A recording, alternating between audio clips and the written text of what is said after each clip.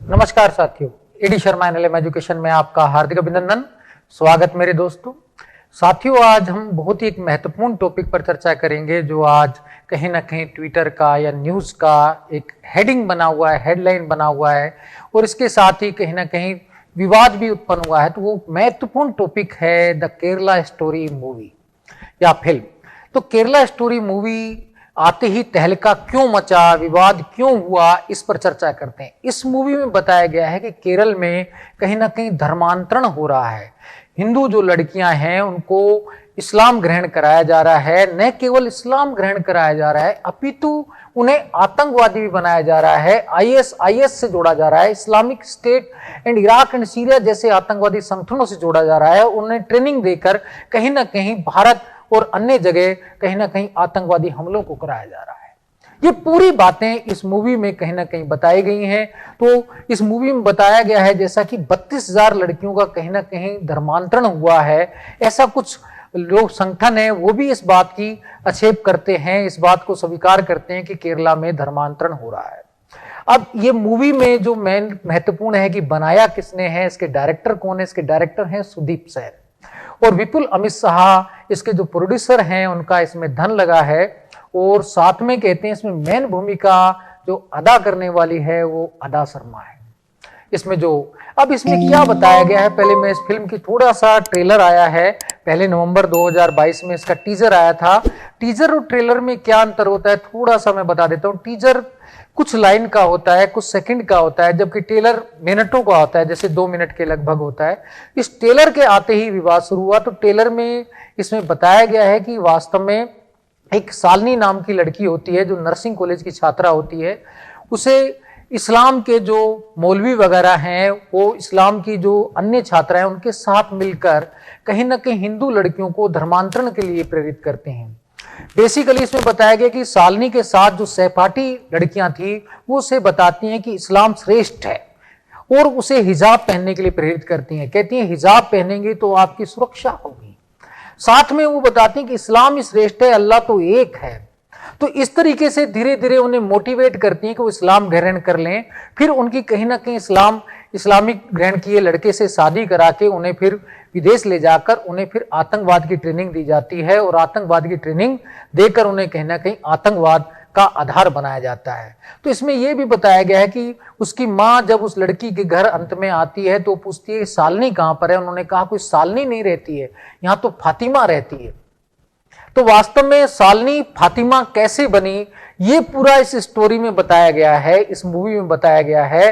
तो ये ध्यान रखना है। वास्तव में देखा जाए केरला की हम डेमोग्राफी या इतिहास देखें तो आपने 1921 का मोपला विद्रोह या मालाबार विद्रोह सुना होगा। तब भी वहां पर कहीं ना कहीं हिंदू मुस्लिम दंगे देखे गए थे खिलाफत आंदोलन के समय। तो केरला की जो जनसंख्या डेमोग्राफी है हिंदू वर्सेज इस्लाम की है। देखा जाए तो वहां 2001 और 11 के हम आंकड़े देखें तो बेसिकली वहां मुसलमान जो थे 2001 में 24% थे, 2011 में मुसलमानों की जनसंख्या 2% बढ़ी गई है 26%, जबकि हिंदुओं की जनसंख्या 56% से घटकर 54% ही रह गई है। यानी कि हिंदुओं की संख्या में गिरावट आई है और इस्लाम और मुसलमानों की संख्या में बढ़ोतरी हुई है। क्रिश्चियन की संख्या 19% है, लेकिन इसमें भी हल्की गिरावट देखी गई है। इसका मतलब ये इस डेमोग्राफिक स्ट्रक्चर से पता चलता है वहां इस्लाम या मुसलमान जो लोग हैं वो संगठित हैं और कहीं ना कहीं अपने धर्म के प्रति कठोरता की नीति अपनाते हैं और ये धर्म परिवर्तन धर्मांतरण का कार्य भी करते हैं। ऐसा इस मूवी में बताने का पूरा चेष्टा की गई है। लेकिन जैसे ये मूवी आई, मूवी आते ही पूरे भारतीय राजनीति में जनमानस में 2 ग्रुप बन गए। एक ग्रुप तो वह है जो कहते हैं धर्मांतरण का रोकना चाहिए, इस मूवी को प्रदर्शित करना चाहिए। तो ऐसे लोग हैं जो हिंदूवादी संगठन है, बीजेपी पार्टी के लोग हैं, वो कहते हैं मूवी सही है और वहां पर ये। लेकिन दूसरी ओर जो सेकंड पार्टी के जो पंथनिरपेक्ष दल जुड़े हैं, कांग्रेस और कम्युनिस्ट पार्टी के लोग, वो कहते हैं नहीं भाई इससे तो और विवाद उत्पन्न होगा, ये कम्युनल हार्मोनी को खराब कर रही है ये मूवी, इसलिए इस पर बैन लगना चाहिए। अब साथियों बैन लगना चाहिए या ये प्रदर्शित होना चाहिए, लेकिन फिल्म तो में सच्चाई क्या है तो फिल्म आने के बाद पता चलेगी। इसकी डेमोग्राफिक स्ट्रक्चर को देख के ये पता चलता है कुछ ना कुछ वहां पर हलचल तो होती है। उस हलचल को हमें रोकना भी है और ये धर्मांतरण के मुद्दे नहीं होने चाहिए। अब ये धर्मांतरण को रोका कैसे जाए, सबसे बड़ी बात तो है कि हमें अपने बच्चों में, अपने परिवार के लोगों में ये शिक्षा देनी चाहिए कि अपनों पर हमेशा विश्वास करें, अपने धर्म के लोगों पर, अपने गांव के लोगों पर, सबसे पहले अपने परिवार के लोगों पर ये मान के चलना चाहिए। अगर परिवार के माता पिता या आपको कोई अन्य सदस्य आपको कोई पीटता भी है, डांटता भी है, तो आपको मारेगा नहीं, आपकी सुरक्षा के लिए आपको डांटेगा। लेकिन जो एंटी लोग रहेंगे वो आपको कहेंगे, उसके खिलाफ भड़काने की कोशिश करेंगे। आज यही समाज में चल रहा है, इसी के तहत कहीं ना कहीं धर्मांतरण जैसे मुद्दे ज्यादा हावी हो रहे हैं। तो वास्तव में कोई पिता ने डांट दिया, माता ने डांट दिया या घर के किसी अन्य प्रमुख सदस्य ने डांट दिया, तो लोगों को क्या करते हैं, उसके सामने उसकी डबलिंग ट्रिबलिंग करते रहते हैं, बुराई पे बुराई करते रहते हैं। फिर वो धीरे धीरे उसको फिर कैप्चर कर लेते हैं, छोटी छोटी बातें वो भी उसको बताने लग जाता है। जैसे आप अपनी घर की बातें किसी दूसरे को बताने लग जाएंगे, समझो आप धर्मांतरण की ओर जाने लगे हैं। कभी भी अपने घर की बात किसी अन्य व्यक्ति को शेयर नहीं करनी चाहिए। अगर आप करेंगे तो आप धर्मांतरण का शिकार होने की संभावना आप में बढ़ जाएगी। तो सबसे पहले तो मैं आपको ये रोकने का उपाय बताता हूं कि वास्तव में धर्मांतरण रुक इस प्रकार से सकता है। तो इस मूवी में कुछ और पहलू भी बताता हूं कि वास्तव में कहते हैं कि एक सीएम है केरला के पूर्व, उन्होंने भी कहा था यहाँ पर पीएफआई है जो ये इस्लामाबाद को बढ़ावा दे रही है, पाकिस्तान बनाने की चेष्टा कर रही है। उन्होंने बेसिकली 2010 में ऐसा कहा था, तो कम्युनिस्ट पार्टी के थे। तो वो भी इसमें कहीं ना कहीं चर्चा की गई है कि इससे पता चलता है कि वहां इस्लाम के लोग कहीं ना कहीं प्रभावी हैं और वो धर्मांतरण का कार्य डायरेक्ट इनडायरेक्ट करते हैं। और कुछ एनआईए की घटनाएं बताती हैं। एनआईए ने भी वहां 2021 में जांच की है और वहां पर स्लीपर सेल मिली है। स्लीपर सेल जो है कि वो क्या होती है, बेसिकली कहते हैं प्रशिक्षित आतंकवादी होते हैं, उन्हें ट्रेनिंग प्राप्त होती है, बस कहीं ना कहीं इंतजार में होते हैं कि आतंकवादी घटनाएं किस तरीके से हम अंजाम दें।